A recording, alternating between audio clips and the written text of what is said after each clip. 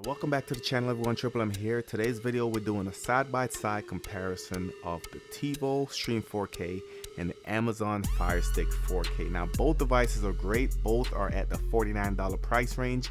Both has similarities and differences, and I've received a lot of questions asking which one's the best buy. So in this video we're going to compare the specs, the form factor, we're going to do some benchmark, check out the remote, check out the quirks, the ins and outs, and hopefully at the end of this video you'll be able to make a decision. Let's go ahead and jump into it.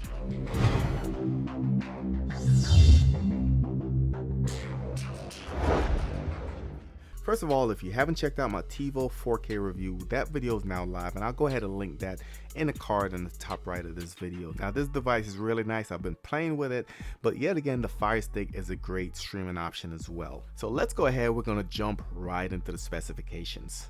So first let's start with the Amazon Firestick 4K. Now this device has been very popular, guys. It is at the $49 price range, like I said, and about 2 times a year Amazon will put a special deal out where it sells for $25. So if we're talking price, if it's $25, there's no questions there, but we're talking about the $49 price range. So as far as the processor, we have a quad-core 1.7 gigahertz processor. GPU is an IMG GE8300, and we have 8 gigs of storage and 2 gigs of RAM. Of course, it has dual-band Wi-Fi 2.4 as well as 5 gigahertz, and it has Bluetooth 5.0. Some of the other notable features is that yes, it does have 4K support, does have Dolby Atmos 7.1 surround sound, 2-channel stereo, and HDMI audio pass-through up to 5.1.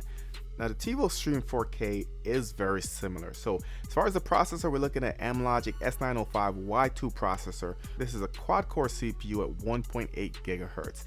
The GPU is the ARM Mali G31, and this sports 2 gigs of RAM as well as 8 gigs of storage, just like the Amazon Firestick 4K.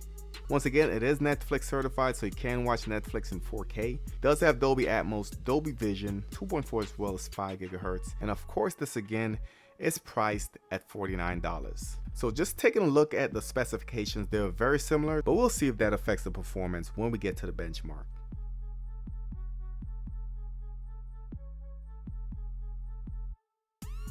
As far as the form factor, let's go ahead and start with the Tivo Stream 4K. Now, the Tivo Stream 4K has a rectangular shape. It is a little bit shorter than the Firestick, but yet again, it is a little bit wider. As far as the exact dimensions, we're looking at 77 by 53 by 16 millimeters. So a pretty small device in itself.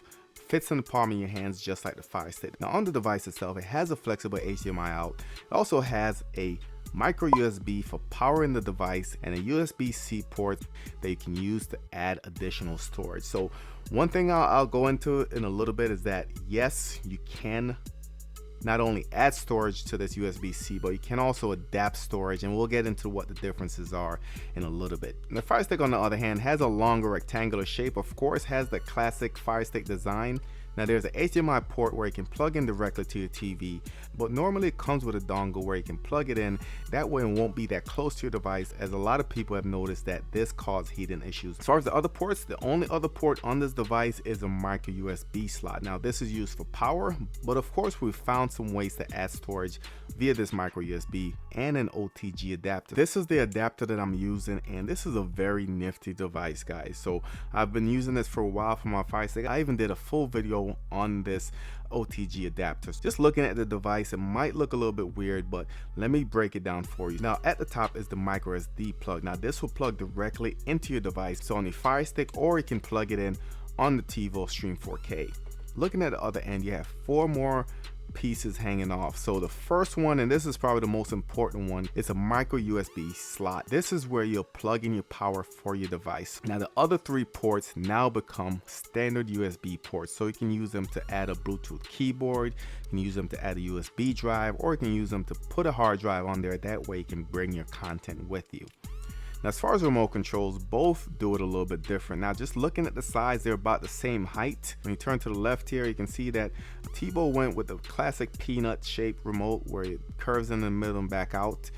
Firestick is just straight edge. Now both of them use two AAA batteries, and as far as the Firestick remote, here are your buttons. So you have a power, you have a microphone, you have the navigation with the select in the middle. You also have your back, your home button, your menu.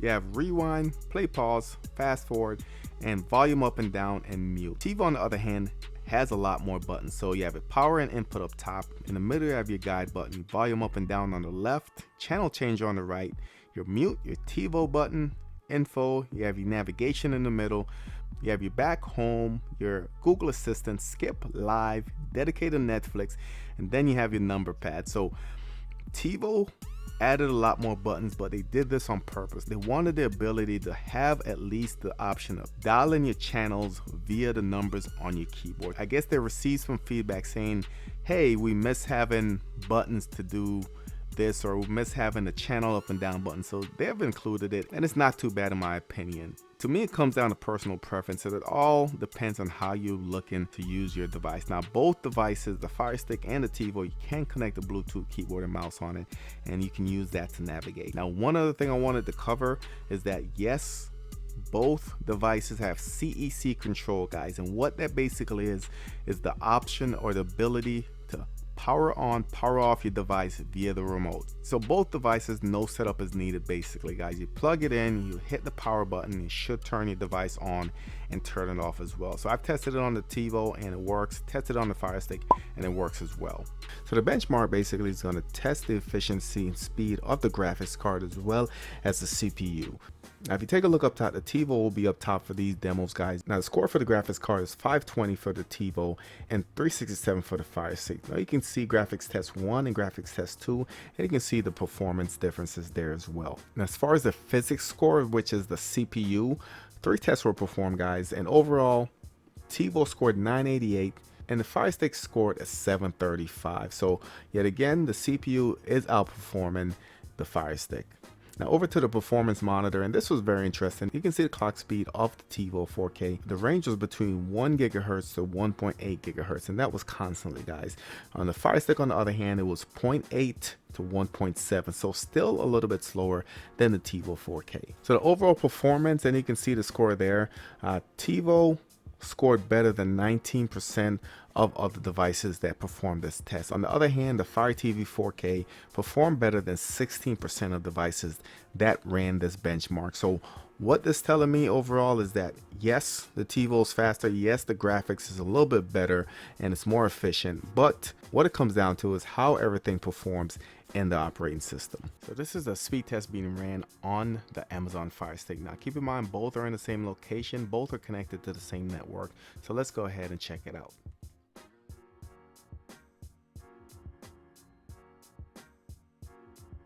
Test 1 gave us 237 download and 24 uploads, and test 2 gave us 209 download and 24 uploads. So let's switch over to the Tivo Stream 4K.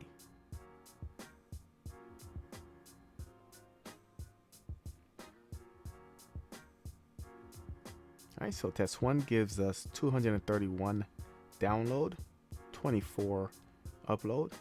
And test 2 gives us 245 download and 24 upload. So this is not an exact science, guys. Both are within the same range.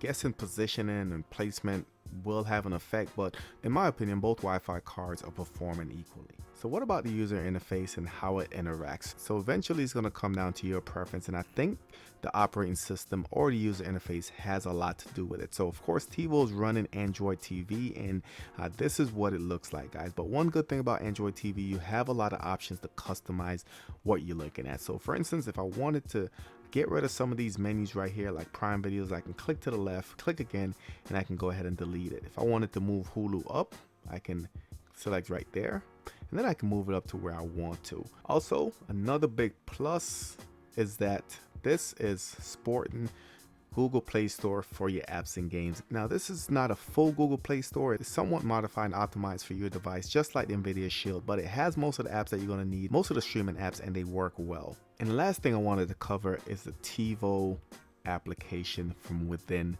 Tivo. So what they've done in this application essentially is combine the services that you're signed up for.